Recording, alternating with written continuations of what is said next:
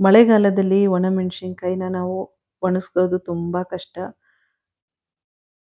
ನಾವು ಮಿಲ್ಲಿಗೆಲ್ಲ ತಗೊಂಡೋಗ್ಬೇಕು ಅಂದ್ರೆ ಚೆನ್ನಾಗಿ ಒಣಗಿಸ್ಬೇಕು. ಇವಾಗ ಒಣಗಿಸೋದೇ ಕಷ್ಟ. ಕೆಜಿಗಟ್ಟಲೆ ಮೆಣಸಿನ್ಕಾಯಿನ ಯಾವ ಥರ ಒಣಗಿಸೋದು ಅಂತ ನೋಡೋಣ.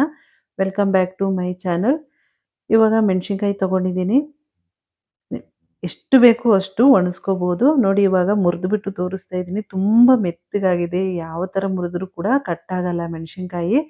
ಇವಾಗ ಅದನ್ನ ಕ್ಲೀನ್ ಮಾಡಿಬಿಟ್ಟು ಇಟ್ಕೊಂಡಿದ್ದೀನಿ. ಇವಾಗ ತಂದಾಗ ಮೆಣಸಿನ್ಕಾಯಿ ಎಲ್ಲ ಕ್ಲೀನ್ ಮಾಡಿ ಆಮೇಲೆ ಯೂಸ್ ಮಾಡಬೇಕು.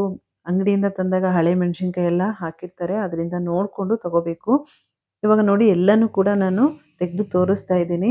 ತುಂಬ ಮೆತ್ತಗಿದೆ. ಇದನ್ನೇ ನಾವು ಕುಕ್ಕರಿಂದ ಯಾವ ಥರ ಒಣಗಿಸೋದು ಅಂತ ನೋಡೋಣ. ಕುಕ್ಕರ್ ಇಟ್ಬಿಟ್ಟು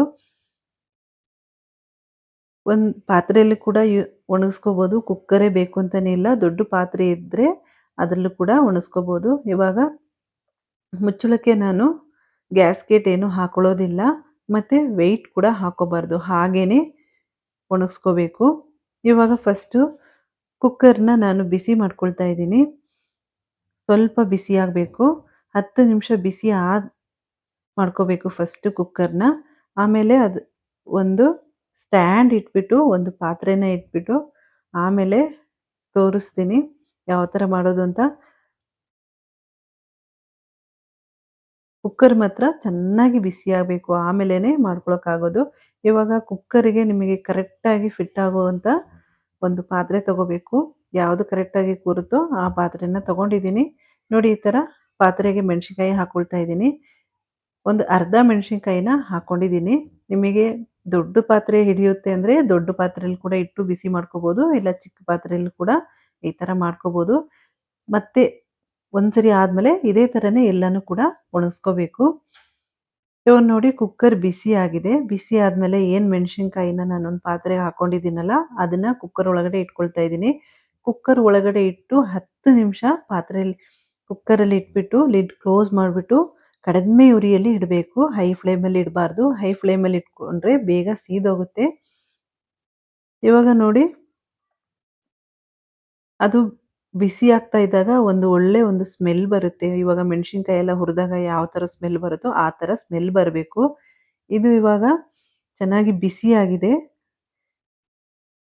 ಬಿಸಿ ಆಗಿದೆ ಅಂದ ತಕ್ಷಣ ತೆಗಿಬಾರ್ದು. ಪಾತ್ರೆಯಲ್ಲೇ ಬಿಡಬೇಕು. ಪಾತ್ರೆಯಲ್ಲಿ ಸ್ವಲ್ಪ ತಣ್ಣಗಾಗಬೇಕು. ತುಂಬ ಬಿಸಿ ಇರುವಾಗ ತೆಗಿಯೋಕ್ಕೆ ಹೋಗಬೇಡಿ. ಸ್ವಲ್ಪ ತಣ್ಣಗಾದ್ಮೇಲೆ ತೆಗೆದು ತೋರಿಸ್ತೀನಿ. ನೋಡಿ ಇವಾಗ ಚೆನ್ನಾಗಿ ಒಣಗಿದೆ. ನಾನು ಮುರಿದ್ಬಿಟ್ಟು ತೋರಿಸ್ತಾ ಇದ್ದೀನಿ ಯಾವ ಥರ ಪುಡಿ ಆಗ್ತಾ ಇದೆ ಅಂತ.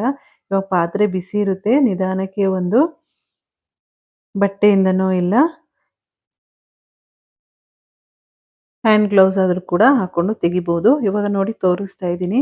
ಸ್ವಲ್ಪ ಬೆಚ್ಚಗಿದ್ದಾಗ ನಿಮಗೆ ಕಟ್ ಮಾಡಿದ್ರೆ ಪುಡಿ ಆಗಲ್ಲ. ತಣ್ಣಗಾಗಬೇಕು. ಆವಾಗಲೇ ನಿಮಗೆ ಗರಿ ಗರಿಯಾಗಿ ಒಣಗಿರುತ್ತೆ. ಇವಾಗ ಸ್ವಲ್ಪ ಬೆಚ್ಚಗಿದೆ.